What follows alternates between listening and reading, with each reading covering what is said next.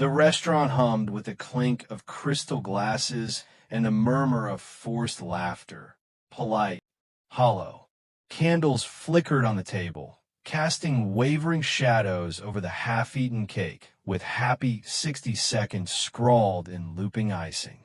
I sat at the head, my hands folded, watching as my son Trevor raised his champagne flute with a smirk that didn't reach his eyes.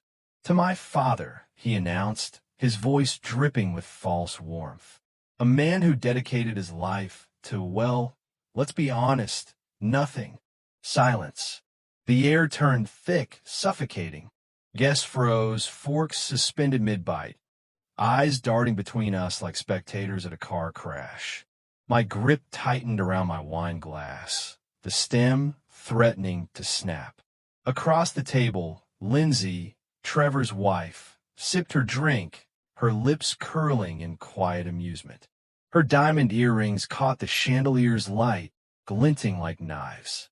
Trevor leaned back, loosening his tie as if he'd already won. "Come on, Dad. Admit it. What do you have to show for 62 years? A dusty old house? A retirement fund you're too scared to spend?" The words carved into me, deeper than any blade. I exhaled slowly, my pulse a drumbeat in my ears. He doesn't know. In my pocket, folded neatly against my chest, was the deed to a $2 million waterfront home. My life savings, liquidated into bricks and mortar. A gift, a peace offering, a father's last attempt to bridge the chasm between us. Now is just paper. I set my glass down with deliberate calm. The clink echoed like a gunshot. "You're right, Trevor," I said, my voice low. "I was going to give you something tonight." His smirk faltered. "A house. Paid in full." A gasp from the next table. Lindsay's manicured fingers twitched around her stemware. Trevor's face flushed scarlet. "Bullshit. You're lying." His fist slammed the table, rattling silverware. "You've always been a miser. You wouldn't even buy Mom a decent car." The room held its breath. I stood, smoothing my jacket. "Enjoy the rest of your evening." Trevor lunged up, knocking his chair over. "You're pathetic." Spittle flew. "You've always been pathetic." Lindsay grabbed his arm, her nails digging in. "Let's go, Trev. He's not worth it." As they stormed out, the door slammed behind them, a punctuation mark on the end of us. The guests avoided my gaze.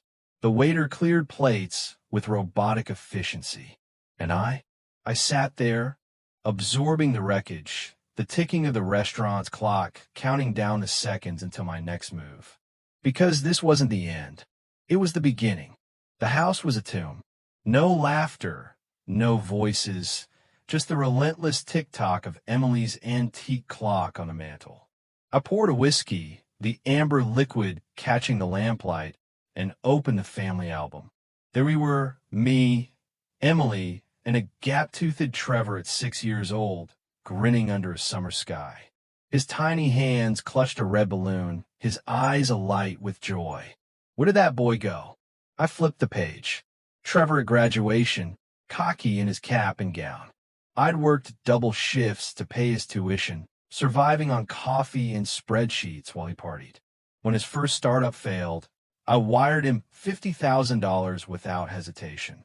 "You're my hero, Dad," he'd said. Now he'd spat in my face.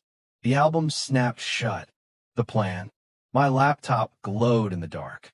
A few keystrokes, and Trevor's financial sins spilled across the screen. Over-leveraged loans from shadowy offshore firms. Unpaid debts buried under layers of shell companies. Whispers of fraud in investor reports. I smiled. Trevor had always mocked my boring career in forensic accounting. But numbers didn't lie, and neither would I. I called to Jack, my old colleague. Dig deeper. I want every skeleton in his closet. 24 hours later, the leak. An anonymous email hit Trevor's largest investor's inbox. Concerns about your capital. Attached, proof of Trevor's lies. By noon, the dominoes fell. Hero's Capital withdrew funding. Creditors froze Trevor's accounts. Lindsay's Instagram sponsors evaporated overnight. The Chicago Tribune ran the headline, "Rising Star Entrepreneur Implodes." The pounding shook the frame. I opened it to Trevor, disheveled, reeking of bourbon, and Lindsay, her designer dress wrinkled, her smile replaced with a snarl. "You ruined me," Trevor roared. I leaned against the doorframe. "No, you did that yourself." Lindsay stepped forward, her voice saccharine. "Frank, we're family. You'll help us, won't you?" I played the recording from my pocket, their voices venomous. "He's useless. Let's go. He's not worth it." Their faces paled. "Get out," I said softly. The door closed on her screams. 1 month later, the Emily Greenwood Memorial. Sunlight bathed the crowd as I unveiled the plaque. The foundation, funded by my miserly savings, would help families Trevor would have sneered at. A woman hugged me, tears in her eyes. "This scholarship saved my son." In my pocket, an unopened letter from Trevor crinkled. Later, I burned it in the garden, watching the embers fade like his legacy. That night, I booked a ticket to Rome. Emily's dream trip. As the plane took off, I exhaled for the first time in years. Justice wasn't sweet. It was quiet. What would you do if your family betrayed you? Like, subscribe, share your revenge fantasies below. And remember, some wounds never heal, but some paybacks are worth the wait. Click for part 2, The Daughter-in-Law's Secret.